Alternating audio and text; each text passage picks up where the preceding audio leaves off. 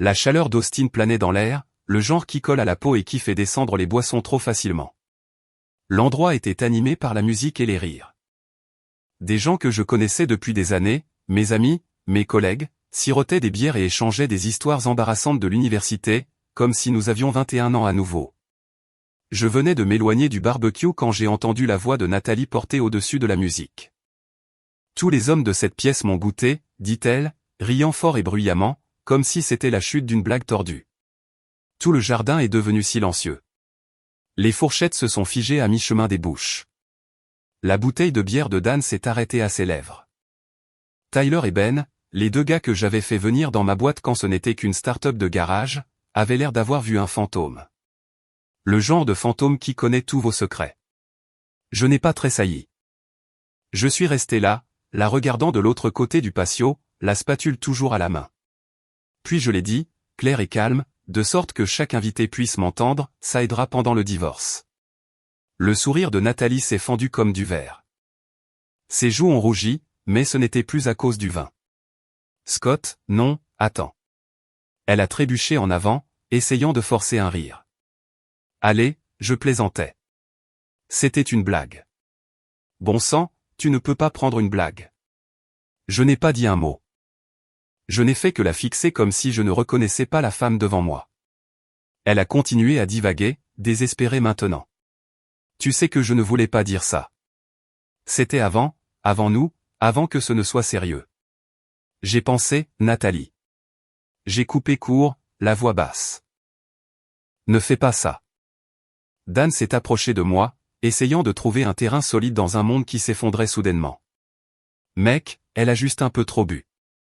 Elle ne le pensait pas, je me suis tourné vers lui. Toi non plus? Il a baissé les yeux. Ce silence m'a tout dit. Toi aussi, Tyler, ai-je demandé, ma voix toujours égale. Tyler n'a même pas essayé de le nier. C'était il y a des années, mec, avant que vous ne vous mariiez. Ben a murmuré, c'était une seule fois. Je ne savais pas que vous deux étiez. Je n'ai pas écouté les excuses. J'ai juste montré le portail. Dehors. Dan a ouvert la bouche pour argumenter, mais je n'ai pas bougé. Hors de ma maison. Maintenant. Tous les trois ont défilé devant les invités stupéfaits. Les rires avaient disparu maintenant, remplacés par un silence qui pesait sur tout le monde comme l'humidité du Texas. Nathalie les a suivis, me saisissant le bras. Scott, s'il te plaît, ne fais pas ça. Nous pouvons parler. J'ai retiré mon bras. Il n'y a rien à dire. Alors qu'il disparaissait dans la rue, j'ai enfin jeté un coup d'œil autour du jardin. Les gens évitaient mon regard. La fête était finie, même si la musique jouait encore. Je possède l'entreprise. Je signe leur chèque de paie. Je pensais connaître ma femme. Je pensais connaître mes amis. Il s'est avéré que je ne savais rien du tout. Et cette nuit-là, ce n'était que la première fissure dans le miroir que je fixais depuis des années. La maison était calme maintenant, mais ce n'était pas paisible. C'était le genre de calme qui contient un pouls, un écho de ce qui venait de se passer tremblant encore dans les murs. Je suis monté lentement, chaque pas plus lourd que le précédent, comme si je traînais avec moi chaque morceau brisé de cette soirée. Nathalie était déjà dans la chambre. Ses talons étaient enlevés, ses cheveux en désordre, son mascara maculé de larmes qu'elle avait commencé à verser à mi-parcours de sa 4e tentative de gestion des dégâts. Elle était assise sur le bord du lit, les doigts noués comme une enfant attendant d'être grondée. Scott, sa voix s'est brisée comme si elle ne l'avait pas utilisée depuis des jours. J'ai fermé la porte doucement derrière moi. Ne fais pas ça. S'il te plaît, laisse-moi juste expliquer, dit-elle, se levant trop vite, son équilibre encore instable à cause du vin, ou peut-être juste de la honte. Je pense que nous avons tout couvert dehors, ai-je dit, en enlevant ma montre et en la posant sur la commode comme si c'était n'importe quelle autre nuit. Comme si mon monde ne venait pas de se briser devant 30 personnes. Elle s'est approchée, les yeux humides. C'était avant toi. C'était tout avant nous. J'étais jeune et stupide et curieuse. C'est tout ce que c'était. Tu penses sérieusement que je suis la seule à avoir fait des erreurs avant de nous marier? Je l'ai regardé longtemps avant de parler. Les erreurs sont une chose, ai-je dit. Coucher avec 3 de mes meilleurs amis et ensuite le balancer dans mon jardin pendant qu'ils boivent ma bière? Ce n'est pas une erreur. C'est une trahison bruyante. Ses lèvres tremblèrent. Tu penses que j'ai planifié ça? Tu penses que je voulais t'humilier? Tu ne m'as pas seulement humilié, ai-je dit. Tu as allumé une allumette sous tout ce que nous avons construit et tu as souri en le faisant. J'étais ivre, a-t-elle claqué, soudainement sur la défensive. Bon sang, Scott, à quel point as-tu été parfait, hein? Tu n'as jamais rien fait d'imprudent? Tu n'as jamais eu de passé? Bien sûr, ai-je hoché la tête, mais je ne l'ai pas invité chez nous et je ne l'ai pas célébré devant une foule. Elle a recommencé à pleurer, et cette fois ce n'était pas le genre dramatique. C'était silencieux, le genre qui vous serre la gorge rien qu'à l'écouter. Mais je suis resté immobile, observant. Je ne pensais pas que ça importait, a-t-elle murmuré. C'était il y a des années. Je ne te connaissais même pas à l'époque. Mais je les connais maintenant, ai-je dit froidement. Ils faisaient partie de notre vie. Tu les as laissés entrer dans notre maison, dans ma compagnie, dans notre mariage, tout en portant un secret comme ça. Elle est tombée à genoux, les mains couvrant son visage. Je pensais que c'était resté enterré. Je jure. Je pensais que je pouvais juste être normal, juste être ta femme et oublier tout le reste. Je me suis assis sur le bord du lit et j'ai pris mon téléphone. Qu'est-ce que tu fais? A-t-elle demandé, se levant rapidement, la voix perçante de panique. J'appelle Luc. Non. Ses yeux se sont élargis. S'il te plaît, pas lui. Ne l'implique pas là-dedans. C'est ton frère, ai-je dit, et la seule personne qui pourrait t'aider à faire tes valises ce soir. Elle s'est précipitée en avant, essayant d'attraper le téléphone. Scott, s'il te plaît. Ne fais pas ça. Tu réagis de manière excessive. Cela ne doit pas devenir nucléaire. Je me suis levé. Tu l'as déjà fait exploser, Nathalie. Je ne fais que nettoyer les retombées. Je ne peux pas rester chez Luc, dit-elle en secouant la tête. Tu sais comment il est. Il ne me pardonnera jamais. Il ne me regardera même plus jamais de la même façon. Alors peut-être n'aurais-tu pas dû lui faciliter la tâche pour te regarder différemment, ai-je répondu. Elle m'a claqué le téléphone des mains. Il a heurté le tapis et a glissé sous le lit. Pendant une seconde, nous sommes restés là, figés, à nous regarder.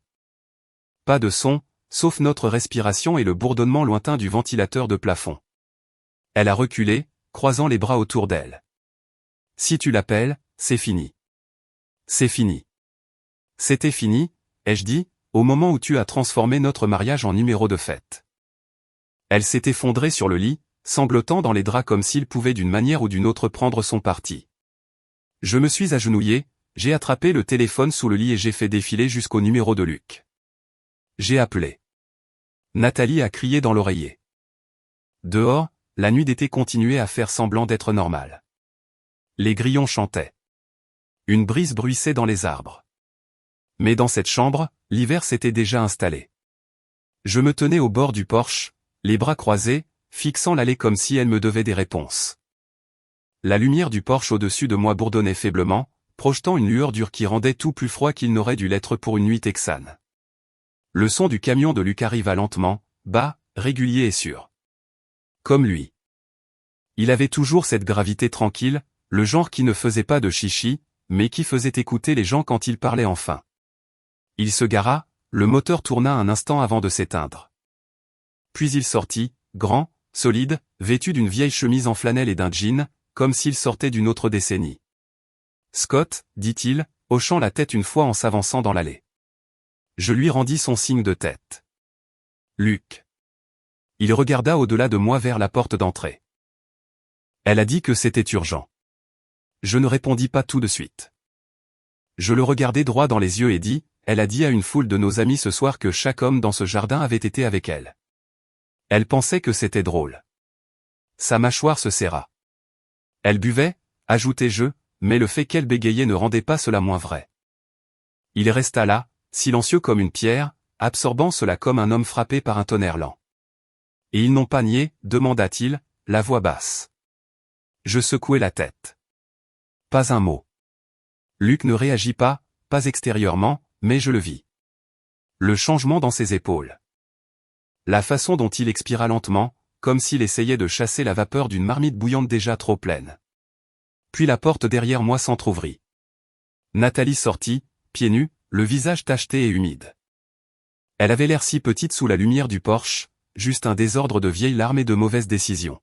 « Luc » gémit-elle, s'avançant vers lui. Il la regarda sans ciller. « Prends tes affaires. » Sa bouche s'ouvrit comme si elle voulait expliquer, supplier, mais aucun mot ne sortit. Elle se tourna vers moi à la place. « Scott, s'il te plaît. Donne-moi juste un jour. Laisse-moi rester. Nous parlerons demain matin. Ne me fais juste pas partir ce soir. » Je ne dis rien. Je ne fis que regarder sa main alors qu'elle cherchait la mienne. Elle la saisit, fort, les deux paumes l'enveloppant comme si elle s'accrochait à la vie. « S'il te plaît, » murmura-t-elle, ses yeux cherchant les miens comme si elle avait encore le temps de réécrire cette histoire, mais je me suis éloigné. Elle haleta comme si j'avais arraché le dernier morceau d'oxygène de la nuit. « Je ne sais même pas où je vais, » dit-elle, se tournant vers Luc, qui n'avait pas bougé d'un pouce. « Tu viens avec moi » dit-il simplement. Elle se figea. « Tu me détestes en ce moment. »« Je ne te déteste pas, » répondit-il, « mais je ne te fais pas confiance non plus. »« Allons-y » Elle resta là, tremblante, puis se retourna lentement et rentra à l'intérieur. Quelques minutes plus tard, elle sortit avec un sac si mal emballé qu'un cintre dépassait encore du haut. Elle ne me regarda plus. Luc ouvrit la porte côté passager. Elle monta lentement, comme quelqu'un qui entre dans une cellule de sa propre fabrication. Il se mit au volant et tourna la clé. Le camion bégaya, s'étouffa. Nathalie tressaillit. Il cala une fois, puis redémarra au deuxième essai avec un grognement. Elle pleurait encore, doucement maintenant, juste des sanglots étouffés par les fenêtres fermées. Je les regardais s'éloigner dans l'obscurité, les feux rouges clignotant faiblement sur le trottoir comme le dernier signal de quelque chose qui partait pour de bon. Et puis le silence. Plus de bourdonnement de lumière du porche. Plus de voix. Juste moi et le son du vent qui se levait à travers les arbres. Je ne suis pas rentré tout de suite. Je suis resté là, dans l'embrasure de ce qui était autrefois une vie partagée, me demandant quand exactement cela avait cessé de ressembler à un foyer. Lundi matin est arrivé comme si rien ne s'était passé. Le soleil sur l'horizon. Le café qui infuse. Les ascenseurs qui montent 20 étages en vrombissant. Mais dans ma poitrine, il n'y avait pas de bouton de réinitialisation. Le poison du week-end brûlait toujours, et aujourd'hui il fallait qu'il sorte. Je me tenais aux hautes fenêtres de mon bureau, surplombant le centre-ville d'Austin. Des sols lisses et polis. Des plans encadrés de nos premiers projets. Chaque centimètre carré de cet endroit a été construit avec confiance. Alors je les ai appelés. Dan, Tyler et Ben sont entrés un par un, tous incertains, mais essayant de garder leur calme. Dan arborait son sourire habituel, comme s'il pensait que le charme pouvait tout arranger. Tyler triturait sa montre. Ben évitait mon regard. « Ferme la porte » dis-je sans me détourner de la vitre. Dan le fit, puis rit doucement. Je ne savais pas que nous allions faire une exécution en salle de réunion. Je me suis finalement tourné vers eux. Pas de blague, dis-je platement. Pas aujourd'hui. Ils s'assirent, mal à l'aise maintenant. Le silence s'étira juste assez longtemps. Vous savez tous pourquoi vous êtes ici, commençai-je. J'ai bâti cette entreprise sur quelque chose de plus grand que des contrats et des marges. Je l'ai construite avec des gens en qui je croyais. Des gens en qui j'avais confiance. Tyler bougea. Scott, ce qui s'est passé, c'était il y a longtemps. Et c'est votre défense, ai-je coupé.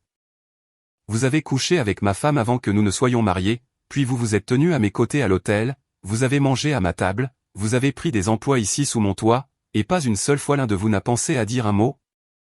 Ben se frotta le visage. Nous ne pensions pas que cela importait encore.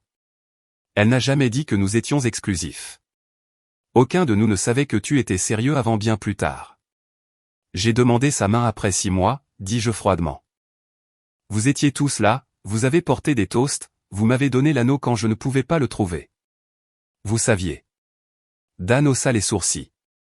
Scott, mec, je comprends que tu sois bouleversé. Bouleversé. J'ai fait un pas de plus. Non, j'en ai fini d'être bouleversé. J'en ai fini de faire preuve de grâce envers des gens qui ont instrumentalisé ma loyauté. J'ai pris un dossier sur mon bureau et je l'ai laissé tomber devant eux. À l'intérieur se trouvaient 3 formulaires de démission. Signez-les, dis-je. Tyler ricana. Tu ne peux pas être sérieux. Je vous donne un choix, dis-je. Démissionnez, et je garderai vos noms propres. Pas de dossier public. Pas de marque noire. Ou je vous licencie pour faute grave. Ben leva les yeux, la mâchoire serrée. C'est extrême. Ce qui s'est passé avec Nathalie n'affecte pas notre travail. Dan se pencha en avant, la voix basse. Tu jettes des années de travail d'équipe pour quelque chose qui s'est passé avant même que vous ne soyez ensemble. Je ne s'y ai pas. Si ce n'était que d'elle, peut-être. Mais il s'agit de tous les moments depuis. Les mensonges par omission. Les dîners. Les réunions du conseil d'administration. Vous m'avez fait la risée de ma propre vie et vous avez continué à encaisser l'échec. Ils se turent. Puis Tyler parla, la voix basse. Tu ne vas pas laisser tomber, n'est-ce pas? Non, dis-je. Je ne le ferai pas, Dan se pencha en arrière, vaincu. Alors c'est un licenciement, hein? Je ne répondis pas. Je me contentais d'atteindre le tiroir et de sortir les avis de licenciement pré-rédigés. Je les posais à côté des démissions non signées. Dernière chance. Personne ne bougea. Alors je recueillis les démissions, les mis de côté et remis les lettres de licenciement. La pièce se glaça. Ils se levèrent un par un. Le froissement des vestes, le seul son dans le silence. Ben me regarda comme s'il voulait dire quelque chose, mais il ne le fit pas. Tyler serra la mâchoire et sortit. Dan s'arrêta à la porte. Pour ce que ça vaut, dit-il, elle nous a poursuivis. Je le regardai dans les yeux. Et vous avez suivi. Il partit. Je m'assis, la pièce enfin vide, le silence bienvenu cette fois. Je n'avais rien gagné, mais j'avais nettoyé la pourriture. 3 jours passèrent, des jours calmes, mais pas paisibles. Pas d'appel, pas de SMS, juste une absence. Le genre qui résonne dans une maison comme un Larsen dans un haut-parleur. Subtil, mais aigu. Je suis rentré tard le jeudi, un sac de courses dans une main, le courrier dans l'autre. J'ai à peine remarqué l'enveloppe au début, glissée entre un prospectus de quincaillerie et une facture d'eau. Pas d'adresse de retour, épaisseur légale. Je l'ai déchiré sur le comptoir de la cuisine. Une assignation à comparaître, licenciement abusif, déposé conjointement par Daniel Monsieur Creed, Tyler B. McKenna et Benjamin C. Shaw. Je suis resté là, fixant la page, la lisant 2 fois, puis une fois de plus. Ma respiration n'a pas changé. Mon rythme cardiaque ne s'est pas accéléré. Mais quelque chose dans ma mâchoire s'est fortement contracté. Ils l'avaient vraiment fait. Ils avaient pris le peu d'honneur qui leur restait et l'avaient échangé contre une dernière paix. Je n'ai pas dormi cette nuit-là, non par inquiétude, juste une déception si profonde qu'elle m'a tenu éveillé. Au matin, je savais ce que je devais faire. Dan était toujours le chef de file. Si je devais dire quelque chose, je le dirais directement à lui. Ce soir-là, je me suis garé sur le côté d'un étroit cul-de-sac au sud d'Austin. Le camion de Dan était devant, le même que nous avions utilisé pour transporter des meubles lors de notre emménagement dans notre premier bureau. Maintenant, il ne ressemblait plus qu'à un souvenir rouillé. Je m'approchai et frappai, 3 fois fermement. Il ouvrit la porte comme s'il n'était pas surpris. « Scott, dit-il, presque avec un soupir, je ne m'attendais pas à te voir ici. » « Une action en justice est arrivée aujourd'hui, dis-je. » Dan s'écarta légèrement, pas vraiment une invitation, plus comme un tic nerveux. « Oui, je m'en doutais. »« Alors tu t'es dit que la trahison ne suffisait pas, dis-je. Maintenant tu veux aussi de l'argent. » Il referma doucement la porte derrière moi. « Ce n'est pas une question d'argent. Tu me poursuis pour plus d'un demi-million de dollars, dis-je platement. » Il fourra ses mains dans ses poches. C'est une question d'équité. Tu nous as virés à cause d'un historique personnel. Des choses qui n'avaient rien à voir avec nos performances. C'est illégal, Scott. Nous avons parlé à un avocat. Équité. Je ris une fois, froidement. Tu as eu 10 ans pour être juste. 10 ans pour dire quelque chose, n'importe quoi. Tu t'es tenu à mes côtés à mon mariage. Tu as fait un discours. Ses yeux tombèrent au sol. Je ne pensais pas que ça exploserait comme ça. Non, tu ne pensais pas que je le découvrirais un jour. Il leva les yeux, la mâchoire se serrant. Tu es en colère. Je comprends. Mais nous traîner dans la boue professionnellement à cause de ce qui s'est passé avec Nathalie. Arrête de dire son nom comme si elle était un bouclier, ai-je claqué. Tu as couché avec elle, plusieurs fois, apparemment. Puis tu as souri à mon visage pendant 10 ans.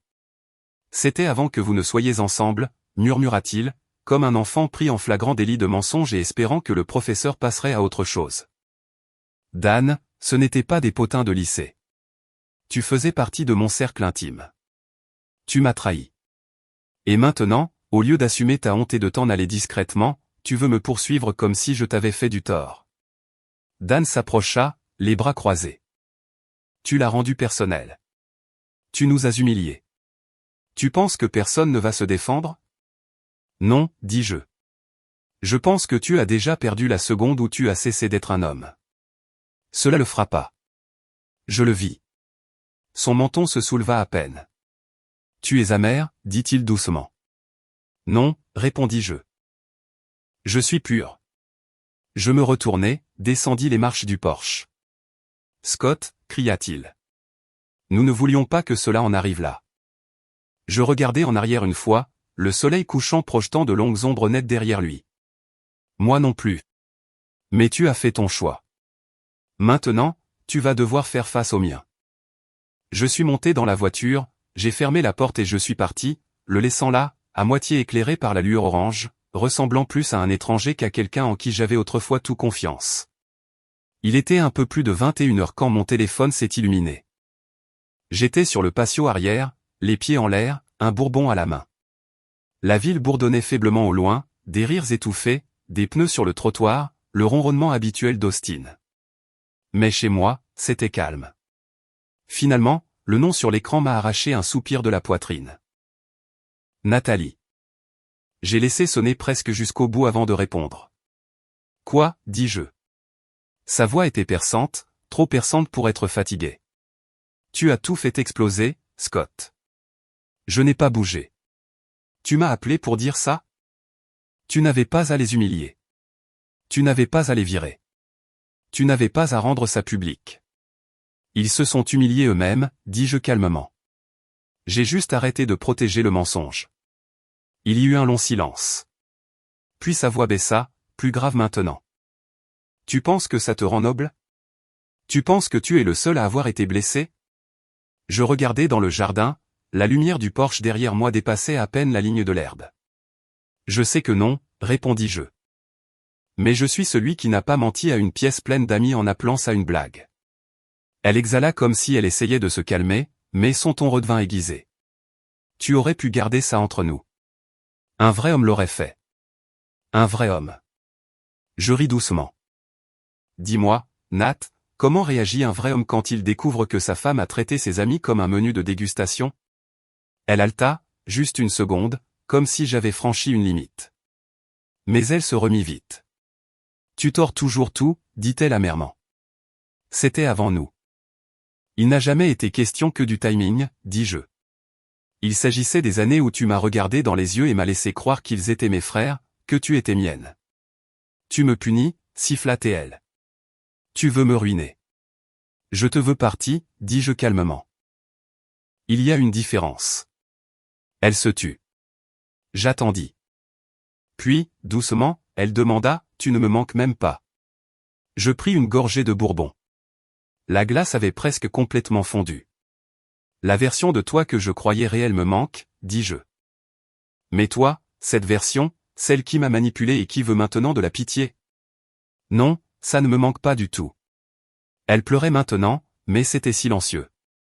Pas de théâtralité, juste le souffle qui se coupait au bout du fil. Tu sais ce qui fait le plus mal, dit-elle à travers ses larmes. Tu étais gentil avant. Je ne répondis pas tout de suite. Puis je dis, tu as besoin d'un homme qui tolère la trahison, qui pardonne les mensonges. Ce n'est pas moi. Ça ne l'a jamais été.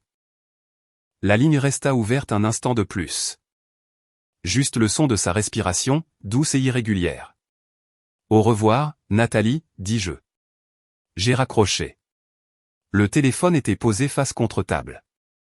Au-dessus de moi, le vent bruissait dans les feuilles juste assez pour briser le silence.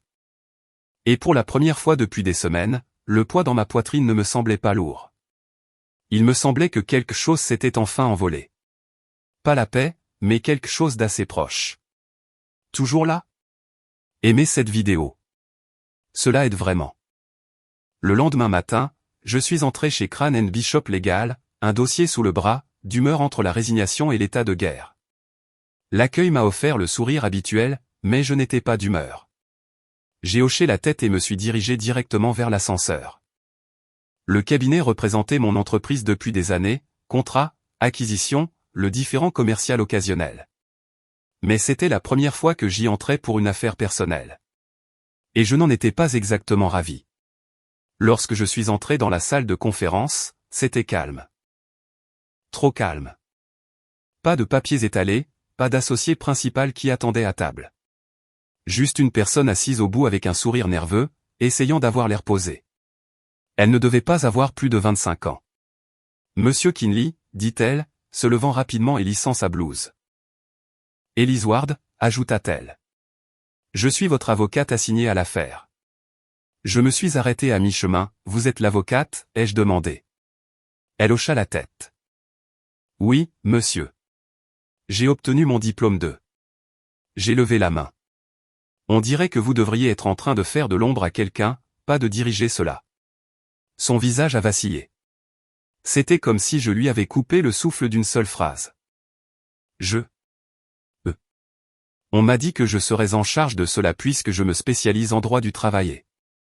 Trop jeune, ai-je murmuré, sans même vouloir le dire à voix haute. Juste une pensée qui m'a échappé sous l'effet de la frustration. J'ai vu que ça avait fait mouche. Son sourire a complètement disparu. Ses lèvres se sont pressées l'une contre l'autre comme si elle essayait de rester stable. Puis la porte s'est rouverte.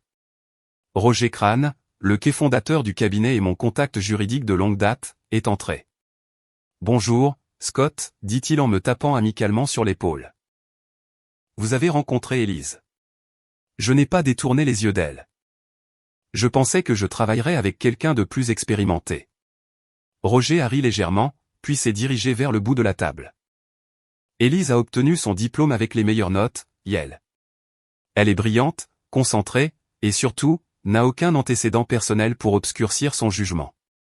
Vous en avez besoin en ce moment. Je l'ai regardée à nouveau. Elle ouvrait un carnet maintenant, son stylo tremblant légèrement dans sa main. Roger m'a lancé un regard entendu. Parfois, des yeux neufs voient plus clair. J'ai soupiré, je me suis glissé dans la chaise en face d'elle. Bien. Écoutons ce que vous avez.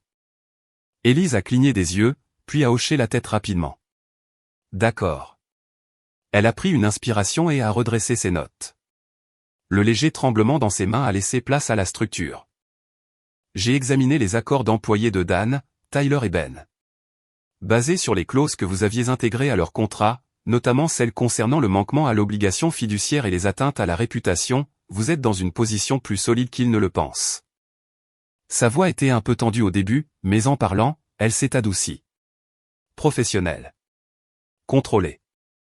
J'ai également consulté les directives éthiques internes du cabinet. Si nous pouvons prouver que leur silence a activement sapé votre leadership ou impacté la confiance des employés, cela renforce notre dossier.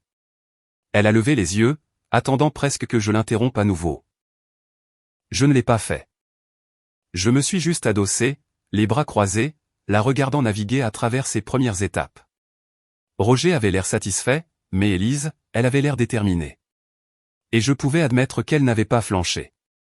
Même quand j'ai essayé de la déséquilibrer. La tension n'a pas disparu, mais elle a changé. Elle n'était pas celle à laquelle je m'attendais, et c'est peut-être précisément cela. Le bourdonnement de la climatisation était le seul son dans la pièce alors qu'Elise cliquait son ordinateur portable et se tenait près du tableau blanc. Nous y étions depuis plus d'une heure. Son écriture remplissait déjà la moitié du tableau. Des puces, des dates, des clauses. La précision juridique habillée d'encre bleue. Et parce que vous et Madame Kinley avez cohabité pendant 3 ans avant votre mariage, dit-elle en soulignant une section, le Texas reconnaît un élément de droit coutumier dans certaines actions civiles. Cela nous donne un levier pour argumenter que la confiance tant personnelle que professionnelle, était une obligation préexistante et implicitement contractuelle. Cela complique leur angle de licenciement abusif. J'ai hoché la tête, ou du moins j'ai essayé.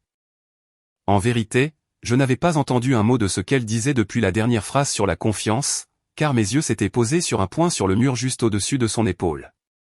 Pas intentionnellement. Pas pour être impoli. Juste attiré là. Comme si quelque chose en moi redirigeait mon attention sans demander la permission. J'étais de retour dans notre ancienne cuisine. Nathalie, pieds nus sur le carrelage, riant de rien en remuant les pattes. Le verre de vin dangereusement près du bord du comptoir. Cette lumière douce sur ses épaules. La lueur qui donnait à la pièce l'impression d'une photo que l'on garderait pour toujours. Elle riait comme si elle m'aimait. Je me souviens clairement de cette partie. À l'époque, Dan apportait ce horrible merlot qu'il aimait. Tyler faisait le barbecue. Ben jouait au DJ. Tout était sans effort, comme une vie en pilote automatique et aucun, non, en vue. Les discussions nocturnes au lit, les noms de bébés, les petites maisons dans le Vermont, les listes idiotes des endroits où nous prendrions notre retraite un jour. C'est faux à quel point tout semblait réel, à quel point c'était fragile en réalité. Je n'ai pas remarqué qu'Élise avait cessé de parler. Monsieur Kinley? Mes yeux sont revenus. Elle s'était arrêtée près de la table maintenant, sa voix plus douce qu'elle ne l'avait été de toute la matinée. Vous n'avez pas à vous excuser, dit-elle rapidement.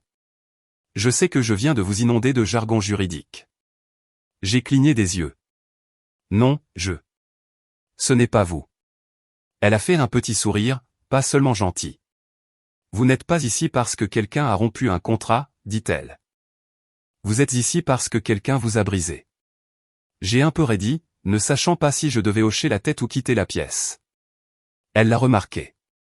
Je voulais juste dire, ajouta-t-elle, ajustant son carnet. J'ai déjà vu ça. Mon superviseur de stage a divorcé alors qu'il me mentorait encore. Je lui apportais des dossiers et il fixait le sol. Chaque fois. Je l'ai étudié un instant. Et il a gagné, dit-elle simplement. Mais pas parce qu'il a mieux argumenté que quiconque. Il a juste arrêté de faire semblant de ne pas souffrir. Cela m'a pris au dépourvu. Je me suis adossé à ma chaise. Vous parlez comme quelqu'un qui a le double de votre âge. Elle a haussé les épaules. Ma mère dit ça aussi. J'ai laissé échapper un souffle que je n'avais pas réalisé que je retenais. Élise est retournée au tableau blanc, encerclant 2 sections et marmonnant pour elle-même en travaillant. Et pour la première fois depuis que tout cela avait commencé, l'éclat de Nathalie, les licenciements, le procès, j'ai senti quelque chose d'inattendu s'installer dans la pièce. Pas de confiance, pas encore, mais peut-être quelque chose d'adjacent. Quelque chose comme un espace pour respirer. La salle d'audience était bondée, une mer de cravates raides et de visages rigides. Le genre d'endroit où chaque tout semble criminel et chaque note murmurée donne l'impression d'une trahison. J'étais assis à la table du plaignant, la mâchoire serrée, les yeux fixés sur le bois poli devant moi. Non par nervosité, juste pour rester ancré. Parce qu'en face de l'allée, il y avait Dan, Tyler et Ben, impeccablement habillés, dans leurs plus beaux atours, leurs visages de victimes. Leur avocat avait l'air suffisant, pensant probablement que ce serait une victoire facile. 3 hommes licenciés avec une longue ancienneté et aucune faute écrite. Nathalie n'était pas là. Je ne m'attendais pas à ce qu'elle le soit, mais une partie de moi l'avait quand même cherché en entrant. Élise se tenait à mes côtés, feuilletant calmement ses notes, concentrée, sans aucune peur dans son expression, juste cette intensité tranquille, comme quelqu'un qui savait exactement où elle mettait les pieds. Le huissier a appelé le tribunal à l'ordre. Le juge est entré. Posture ferme, cheveux argentés, yeux perçants. Nous nous sommes levés. Samedi, l'autre partie a commencé. Leur avocat m'a dépeint comme impulsif, a dit que je les avais licenciés sans cause, par amertume personnelle. Il a fait référence à des courriels, des évaluations de performance, a même noté comment j'avais félicité Dan dans un mémo à l'ensemble du personnel 2 mois auparavant. Puis ce fut le tour d'Élise. Elle s'est levée, a ajusté une fois son blazer, puis a marché lentement vers le centre de la salle d'audience. Votre honneur, a-t-elle commencé, sa voix régulière. Cette affaire ne concerne pas une mauvaise performance ou une gestion impulsive. Il s'agit d'un abus de confiance, personnel et professionnel, et des dommages que cet abus a causés au sein d'un lieu de travail construit sur la loyauté personnelle. Elle a pris une inspiration. Commençons par les fondations. Élise a cliqué sur la télécommande et un écran derrière elle s'est illuminé avec une chronologie qu'elle avait construite. Nos dates de cohabitation, date de fondation de l'entreprise, date d'emploi, toutes alignées comme des fils qui se croisent. Monsieur Kinley et Nathalie Fields ont commencé à cohabiter en 2015. Ils se sont mariés en 2018. Les défendeurs n'étaient pas seulement des employés. C'étaient des témoins. Des amis de longue date. Ils étaient présents aux étapes personnelles et aux fondations professionnelles. Elle s'est tournée vers le juge.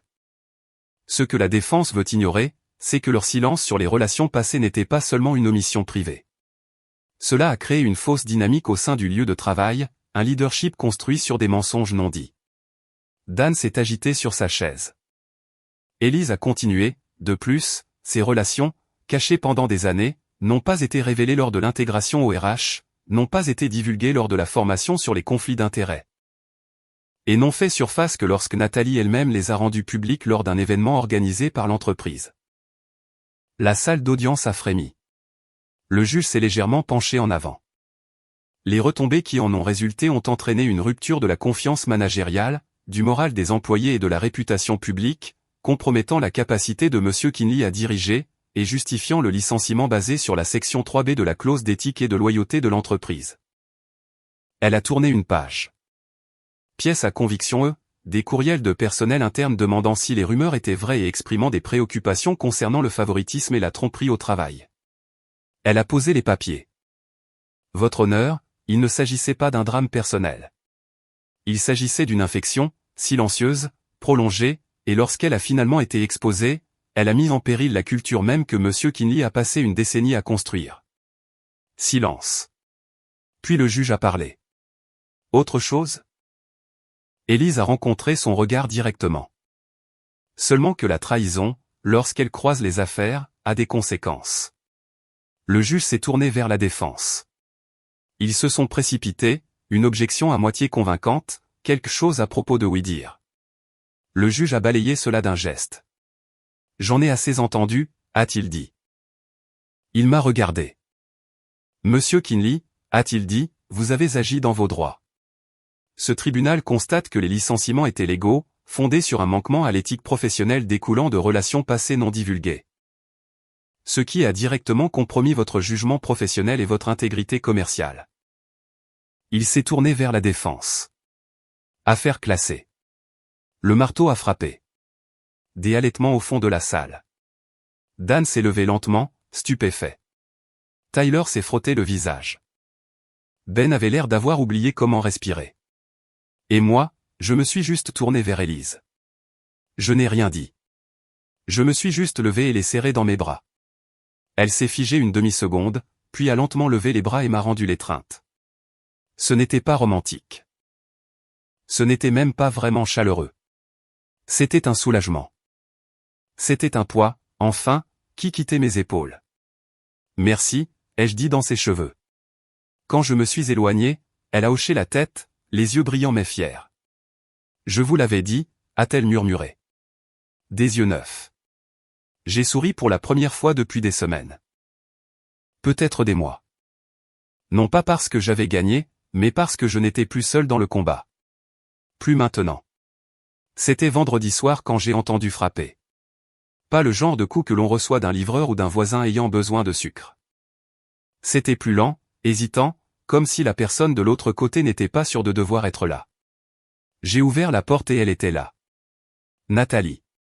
Pas de maquillage, les cheveux attachés, les yeux rouges, habillée comme si elle n'avait pas changé de la journée. Elle tenait son téléphone dans une main, un mouchoir dans l'autre. Pas de valise, pas de drame.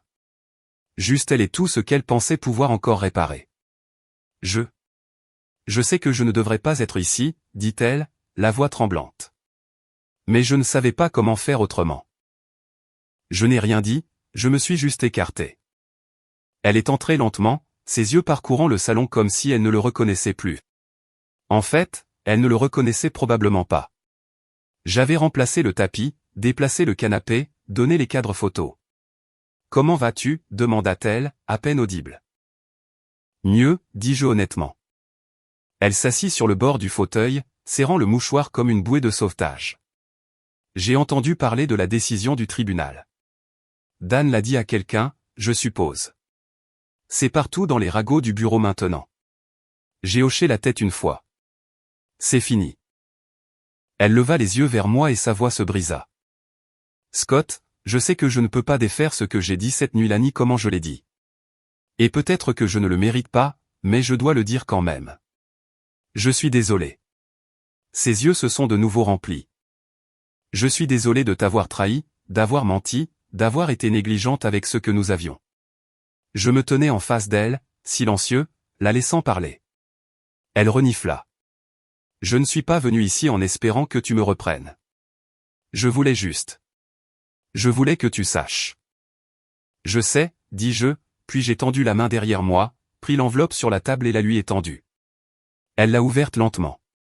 Des papiers de divorce.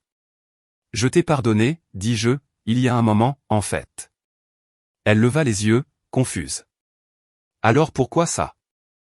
Parce que le pardon n'est pas la même chose que de rester. Elle cligna des yeux, stupéfaite. Je ne peux plus porter ça, continuai-je. Les questions, les si, l'image de toi qui rit alors que j'étais à 1,50 mètres, j'ai laissé tomber, mais cela ne signifie pas que nous pouvons revenir en arrière. Elle couvrit sa bouche, les larmes coulant maintenant, lourdes et incontrôlées. Je n'aurais jamais pensé que tu. Je veux dire, je savais que tu étais en colère, mais je ne pensais pas que. Je m'en irais, dis-je doucement, je ne le pensais pas non plus, mais nous y sommes. Elle regarda de nouveau les papiers. Alors, c'est tout? C'est la paix, dis-je. Elle se leva, instable, sa voix à peine audible. Je t'ai aimé. Je sais, dis-je, et peut-être qu'une partie de toi t'aime encore, mais l'amour sans loyauté, ce n'est qu'une décoration. Elle se dirigea vers la porte, s'arrêtant une fois avant de l'ouvrir. Au revoir, Scott. J'ai hoché la tête. Au revoir, Nat. Elle sortit, et cette fois je ne l'ai pas regardée partir. J'ai juste expiré. Ça ne ressemblait pas à la fin de quelque chose de douloureux. Ça ressemblait au début de quelque chose de propre. Quelques jours se sont écoulés sans drame. Plus d'avocats, plus d'appels téléphoniques, plus de visiteurs. J'ai enfin eu un week-end sans rien à réparer et personne à affronter. J'ai passé le samedi matin à lire sur le porche, pieds nus, un café à la main. Le soleil brillait, mais pas de manière ostentatoire, juste assez chaud pour me rappeler que j'étais toujours là, toujours entier. C'est alors que mon téléphone a vibré. Elise Ward. Ce nom seul m'a fait me redresser un peu. Maintenant que vous n'êtes plus mon client, café, pas d'émoji, pas de clin d'œil. Juste une seule phrase, propre et courageuse, tout comme elle. J'ai fixé l'écran, et pendant une seconde, je n'ai pas bougé. Non pas parce que j'étais incertain, mais parce que pour la première fois depuis longtemps, quelque chose de petit et de bon grandissait à nouveau. Silencieux, mais réel. J'ai souri, je n'ai pas pu m'en empêcher. Puis j'ai tapé, bien sûr. Je connais un endroit. Le meilleur café d'Austin. Ne tentez juste pas de m'impressionner avec plus de stratégie sur tableau blanc.